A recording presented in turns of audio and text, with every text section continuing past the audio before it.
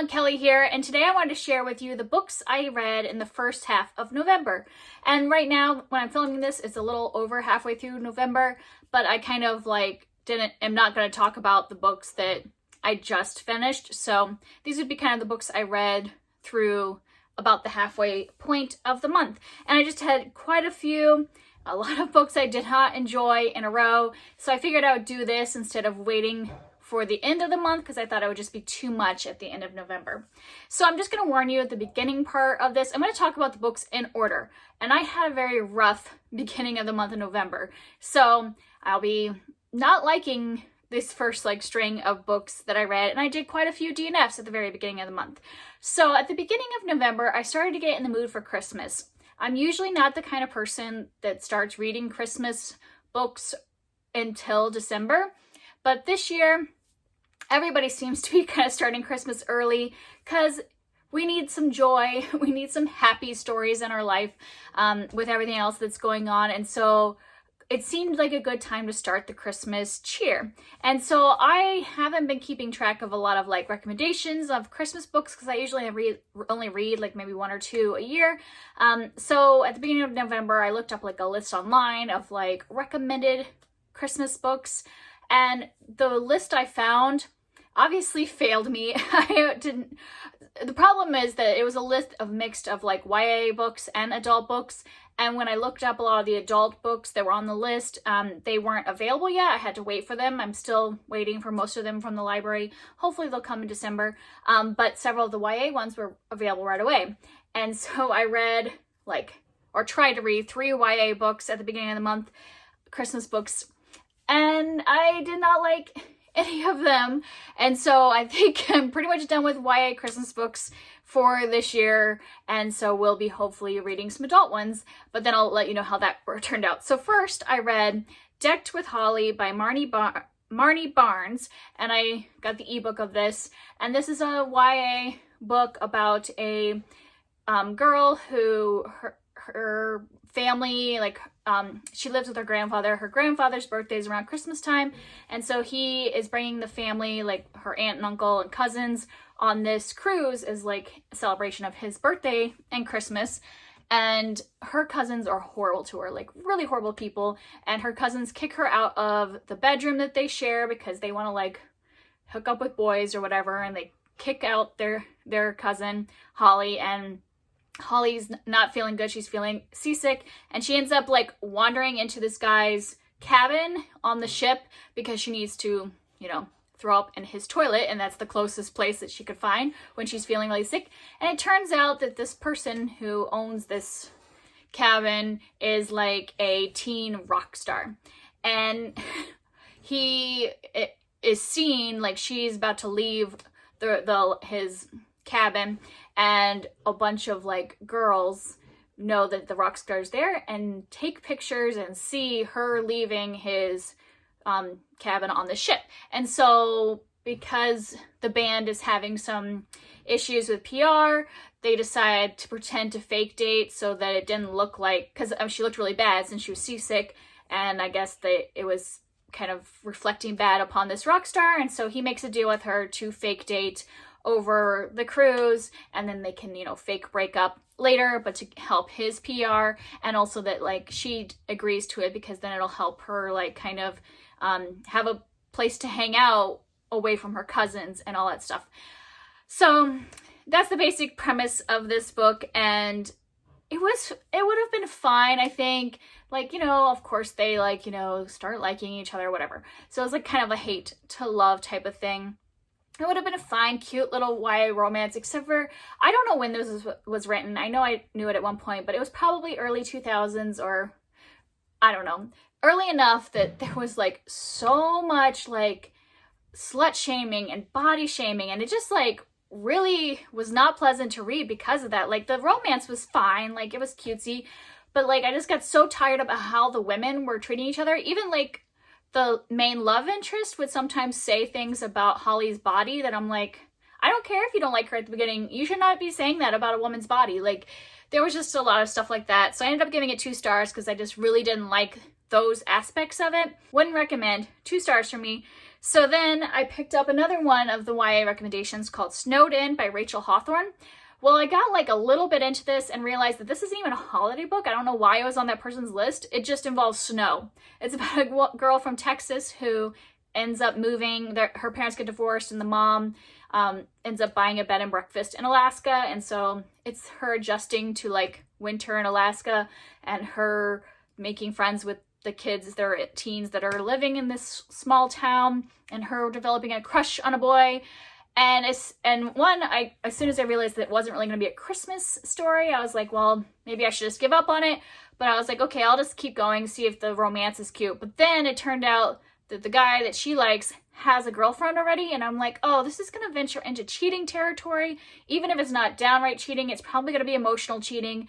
And I just didn't want to get invested in that because I hate that trope. I hate it when cheating is justified because of the way the like current girlfriend treats him or whatever, and that's the way it seemed like it was going. So I just stopped reading at about the 1/3 point because I thought that was the way it was going, and yeah, I wasn't willing to go there, especially since it didn't turn out to be a Christmas book. So that's two that were bad. So then I decided, because I had two bad in a row, that I should just pick up a book I read a couple years ago and really liked. So I picked up My New Crush Gave to Me by Shani Petroff. I read this 2 Christmases ago, and I gave it 5 stars 2 years ago. And I don't know what I was thinking. I must have just been exactly in the mood for like this story to have given it 5 stars, because this time I would say it was more like a 3-star. Like, it wasn't bad, but it wasn't like a 5-star. I don't know. I do not know what I was thinking 2 years ago, other than I must have been just like drunk on the Christmas spirit and just really wanted to read a Christmas book. But now reading it in early November, I realized it wasn't that great. Like, it was fine. It's about this high schooler who she has a crush on this boy, and so she kind of rigs a Secret Santa thing so that she can get his name.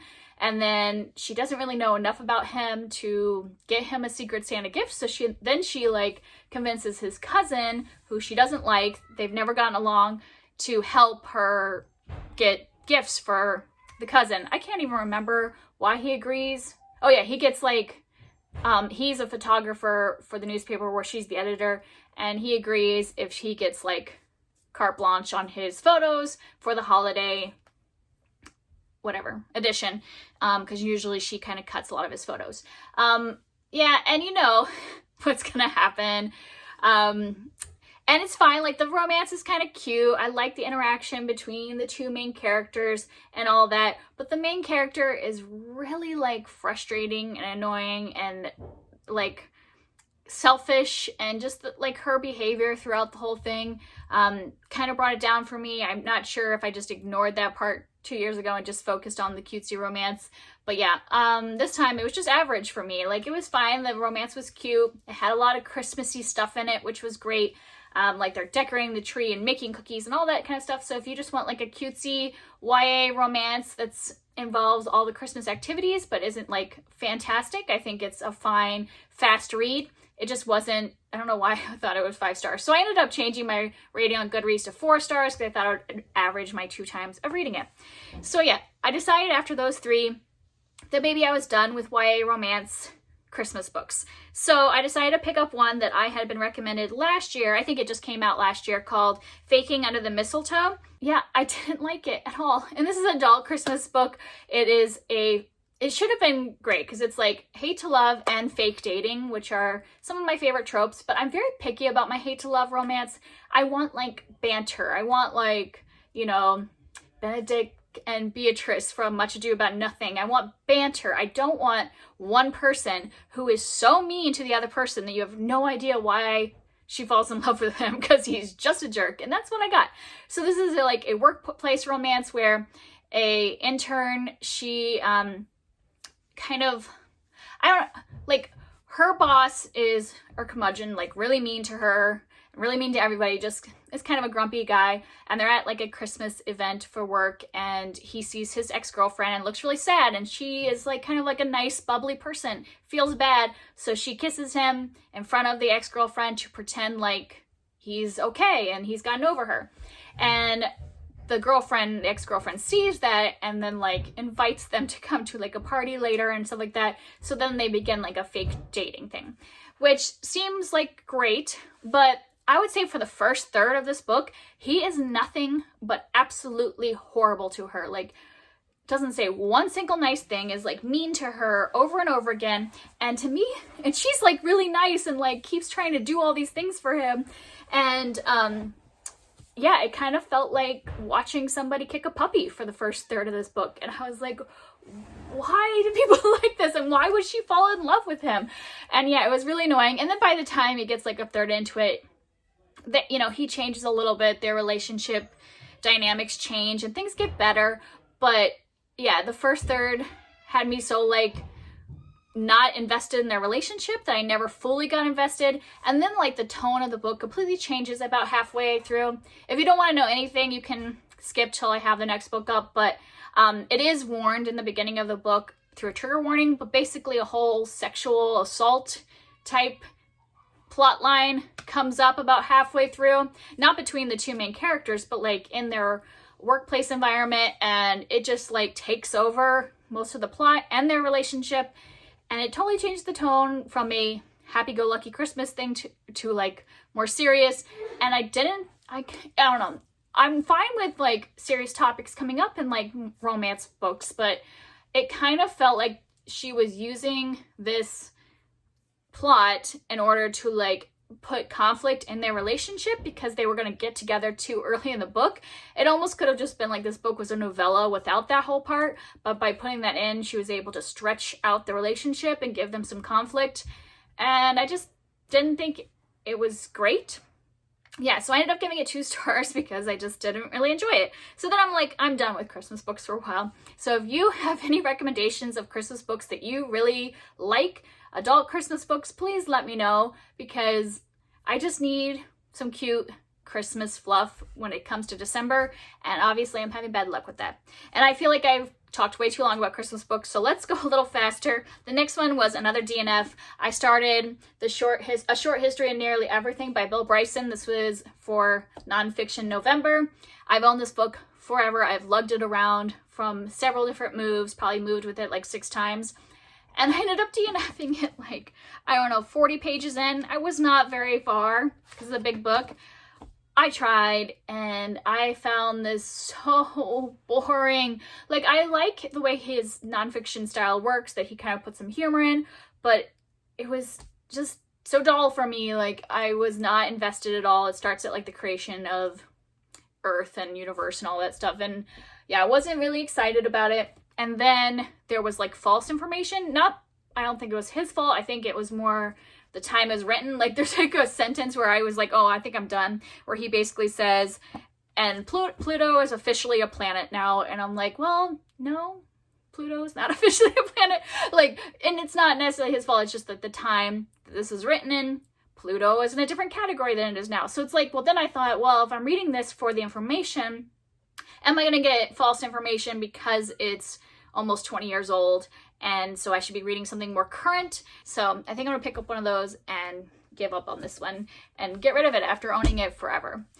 And then I picked up a popular book because I thought, well, I'll pick up a book that everybody's raving about and everybody loves. So I picked up Mexican Gothic by Silvia Moreno-Garcia. I've also been in a really gothic mood, so I thought this would be perfect, but it just didn't work for me. I feel so bad. I feel like this whole video so far is bad, but it gets better. Things get better after this, I swear. But this one did not work for me. I'm sure you've heard what this is about. It's about, what is her name? Noemi. She, her cousin just got married and then sends her a letter saying things aren't going well and she needs help. And so Noemi goes to this, mansion area in the middle of nowhere to see how her cousin's doing, and her cousin's not doing well. And she's trying to figure out what's happening with the family and why her cousin is failing in health and all that. So this is a gothic book. It's supposed to have a lot of atmosphere. People talk about like the spooky house and all that stuff, and I just didn't get it. Like, I love those spooky, creepy vibes in gothic fiction, and I was really expecting that from this, and maybe it just didn't hit the mark for me. Like, I never really felt the creepiness of this house. Like, it seemed like every time Noemi would describe the house, she would just talk about the mold on the walls or the mold on the books or whatever. It was always the mold. It wasn't even like using a thesaurus and using other words for mold or just describe it. Like there was no other words used. It was just like, I'm looking at the wallpaper and there's mold on it. And I'm like, could you talk about maybe like the chandeliers being run down or out of lights, or like, I don't know, the carpet being frayed, like anything other than the mold. And I get that the mold takes a big part in this book, but like I wanted some more description, like about the rundown nature of this home and like the creepy vibes, and I just didn't feel like there was enough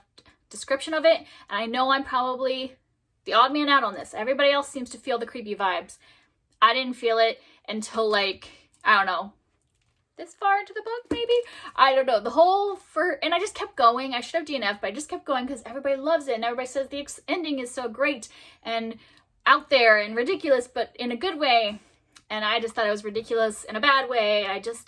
There was also like sexual assault that came up in this that was like a little too surprising for me. I hadn't heard anybody talk about that in any of their reviews and stuff like that as a trigger, and I just didn't expect it. And the way it was handled in this book, I just really didn't like it.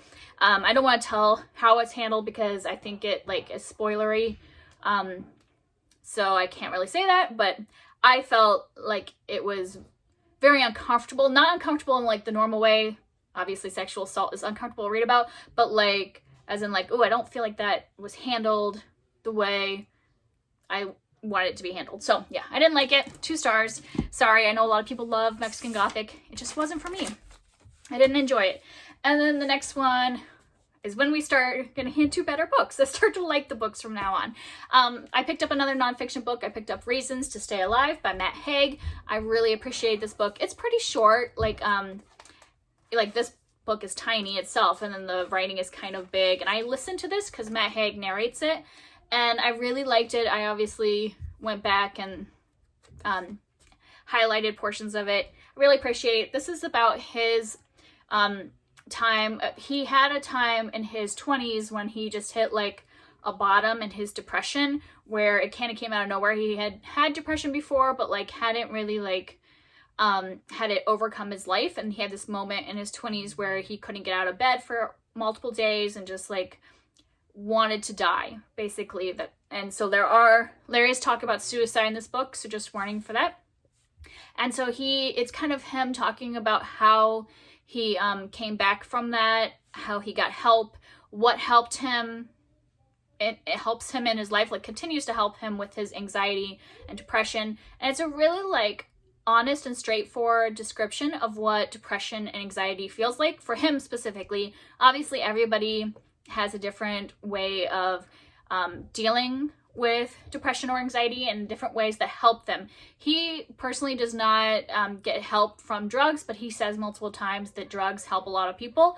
But if you are somebody that maybe drugs don't help for you and you want some other ways of dealing with your depression and anxiety, maybe check this out.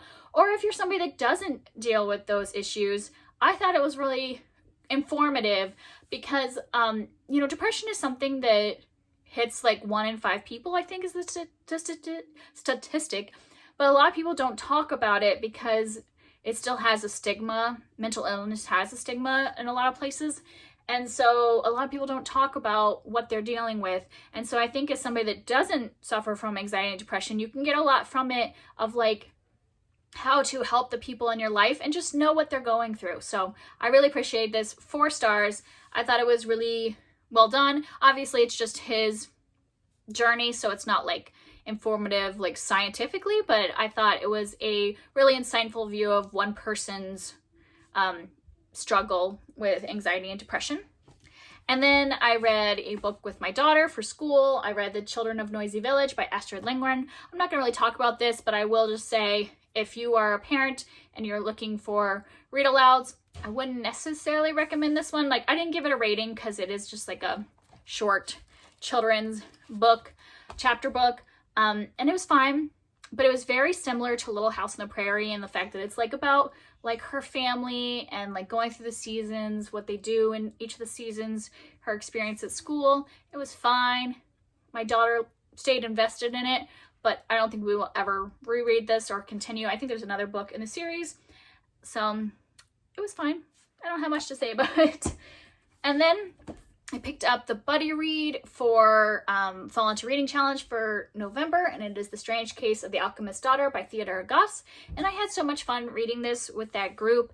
I thought this was going to be Gothic fiction, but I wouldn't really call it that. I would call it more like, you know, paranormal, almost like mystery, adventure kind of book.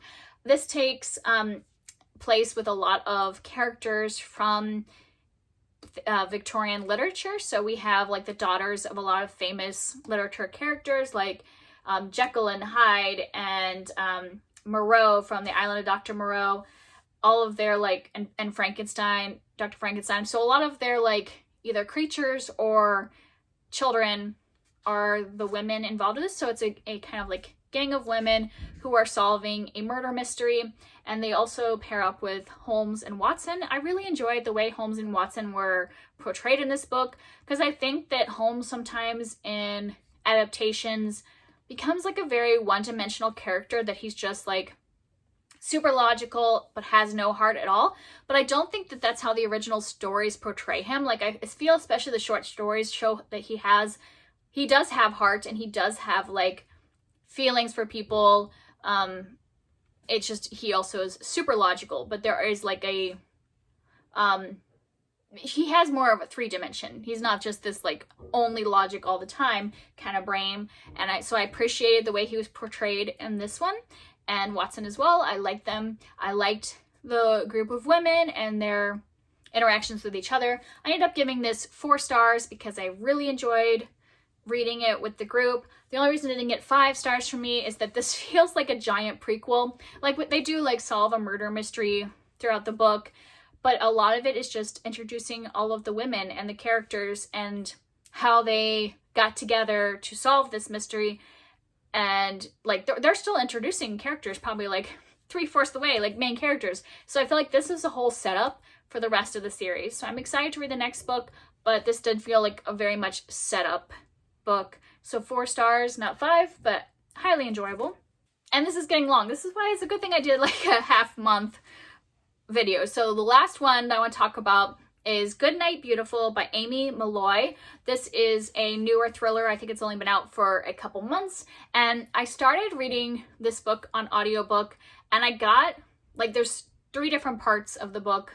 And I got at the end of the part 1, and I'm like, oh, I just really want to discuss this book with somebody. But since it's so new, I didn't really know anybody that had read it. So I convinced my husband to read it with me, and I started the book over again. He got the audiobook, and we like listened to it at the same pace and discussed all the twists and turns and everything. And it was so much fun reading it together. Like, it was a blast. I highly enjoyed this book. But it might not be for everybody. I'll kind of explain. So this is a thriller about this man who is a psychiatrist, and he has a basement office, and it turns out that the vent in the ceiling of his basement office can be heard in the room above it. And so, yeah, somebody's listening in on his all of his clients and all that stuff. And I don't want to give anything else away, because the problem with this book is you can't say too much, because a lot of the twists are towards the beginning. Like, you know, a lot of thrillers build up, build up, build up, and then all the twists happen at the end. Where this one, most of the twists happen, I'm not going to tell you where, because obviously that would kind of have you anticipate it, but they don't happen at the end. They happen throughout the book, and the end is just kind of like the natural flow from those twists. And so I think that like people would maybe feel like it happened too early and all that stuff, but I really enjoyed that. It got me super invested in the book right away.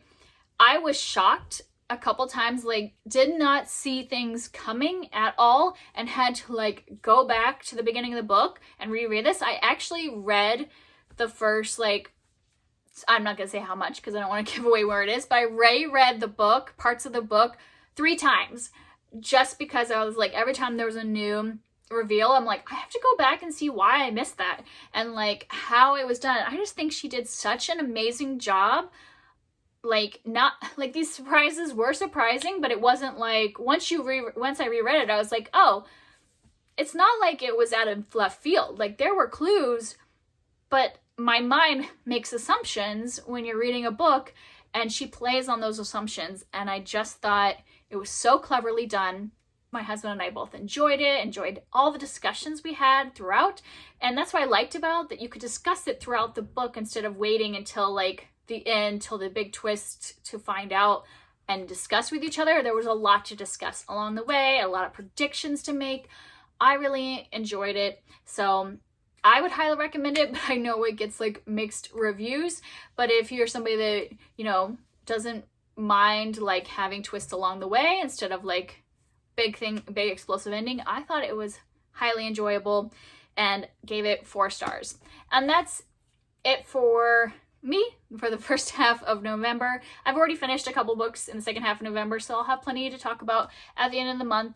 Things are looking up in my reading, so sorry that there was a lot of ranting at the beginning of this. Like I said, if you have Christmas books that you have really loved lately, I would love for any recommendations down below, because I know in December I'm going to be looking for some cute, fluffy Christmas reads, and I hope to find some better ones than I have already read. And that's it for me. I will talk to you next time. Bye.